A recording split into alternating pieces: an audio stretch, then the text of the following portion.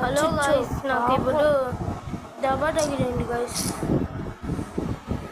నొప్పిటండి guys, నొప్పిటండి guys. నాకు మీరే చూడండి, ఇక్కడ నొప్పిటండి.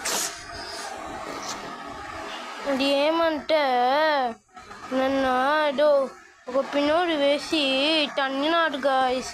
దానికి నేను వేసి తంటినా, 2 పేరు సండ వేసుకుంటామా.